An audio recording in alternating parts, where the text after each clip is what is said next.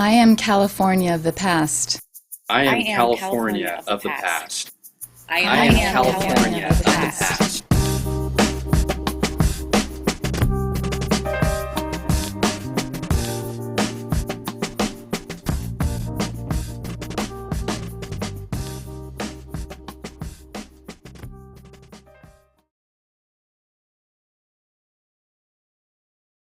Hi, my name is Beryl Walker-Williams. I have a history in Monterey Park in that my parents owned land here between 1939 and 1961 when we moved away. I have not lived in Monterey Park since 1961, but I am currently the curator of the Monterey Park Historical Museum. I have very fond memories of my time here, and I enjoy helping out and talking about what Monterey Park meant to me and what it's done for me. I would have been born in Monterey Park except for World War II. My parents were building a house on De La Fuente Street, cat-a-corner to the Cascades or the waterfall, when my dad was activated with the Army Reserves and told to report to Fort Ord. And so my mother completed the house commuting between Fort Ord and Monterey Park. When they finished it, sometime in 1942, they locked it up and finished out the World War II at Fort Ord, where I was born. And then in December of 1945, we came back about a week before Christmas, unlocked our house and moved in. My dad was anxious to begin private practice because he had never really been in a situation where he could amass a certain amount of money and just be comfortable, live a comfortable life. And so he began his practice right away in the living room of the house on De La Fuente. And that was a rather stressful period because he was trying to supervise the building of his office at 441 West Garvey, which is directly across the street from Inez Elementary School, and today is the Noodle House. And I also have always enjoyed being where the action is, and so I was always escaping the back of the house and making myself known out where the patients were. And my dad would return me to my mother with the admonition that I was not to be allowed to escape again, but it was difficult to keep me corralled. And so when my dad moved into his office in early 1947, everyone was very happy. And my dad had his father, who lived in South San Gabriel, it used to be Wilmar, and it's Rosemead today, I think, on essentially the corner of Emerson and Del Mar. And he was a barber, and so my dad turned over about a sixth of the office to his dad. So there was barbering in the right front corner of the office, and then medical practice in the other 4/5 of it. My dad, every day of the time he was in Monterey Park, which was 12, 13 years, reported to Garfield Medical Center at 7 o'clock in the morning for rounds and to check on his patients. Back then, general practitioners followed their patients in the hospital. Today, you're generally turned over to a specialist to follow. And then in the evening, my dad would have house calls to make. Most evenings, at least some evenings every week.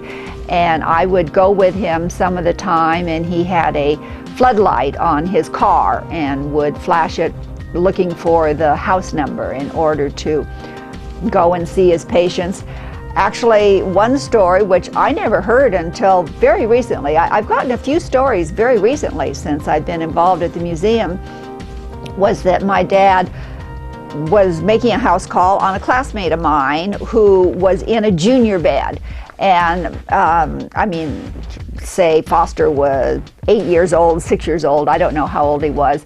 And my dad's always kind of an up close and personal kind of guy. So he sat on Foster's bed in order to get the story and find out his history and symptoms.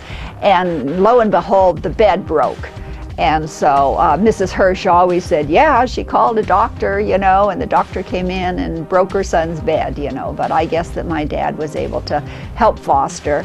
And my dad immediately got involved with the Lions Club and met all of the people who ran the businesses in town. Kenny Gribble, Leslie Ball, Carl Barnum, they were all his best friends. My mother was a member of the Neat Nevies, which is 17 spelled backwards, which is a social arm of the wives of the Lions Club members. And they went on Lions Club conventions, and my dad always wore the big white hat at the pancake breakfast in Barnes Park on the first Sunday in June, which I think started in 1947.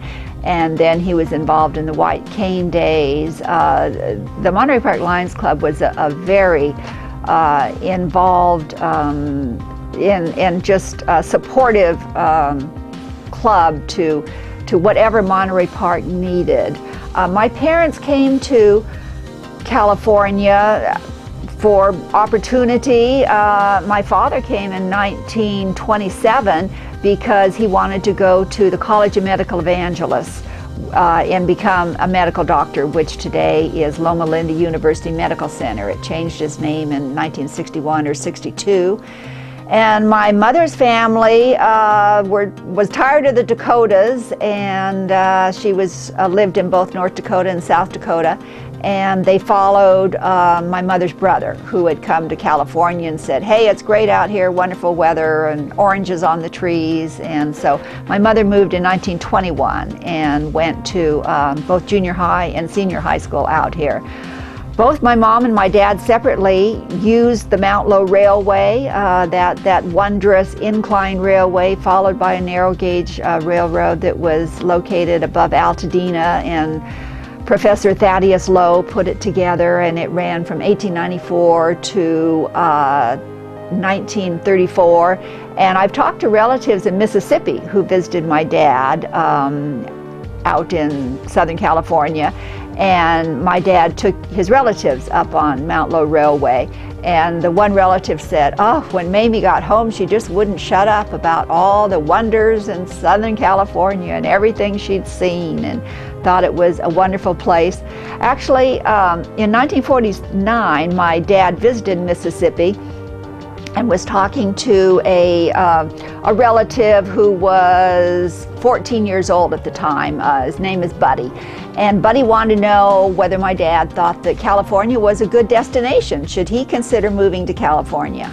My dad said, well, probably not. He said when he arrived in 1927, it was wonderful, and the air was clean, and it wasn't very crowded, and life was good. But in 1949, it had gotten pretty crowded, and he really didn't recommend it as a destination anymore. And but my mom and dad took very few vacations because my dad was a solo medical practitioner. And the first time that they were planning a vacation, when my grandparents, who lived in South San Gabriel, heard about the vacation, they were just appalled. They said, well, you can't leave home. I mean, you've got patients. You're going to, destroy your medical practice. My mother was a Yankee and very strong-willed, and she said, well, she's going on the vacation. So my dad decided to go along anyway, and they went, and they saw that the world didn't end, and so they would take a vacation, once a year or once every other year or something like that. But recreation revolved around our backyard pool, our pool table, our billiard table. My father died at the beginning of my freshman year at Marquepa High School. And at the time, I didn't really realize the import of my father passing away. But during the subsequent 54 years, I've come to realize that a lifetime is a long time not to enjoy a relationship with your father. But one thing that he gave me, aside from the experiences at home, was the community of Monterey Park. They had many friends here, and I had many friends here, and the teachers and the counselors and my friends at Marquepa High School kept me on track and enabled me to, attend college, earn a college degree in 4 years, and just gave me the solid foundation to take hold of life.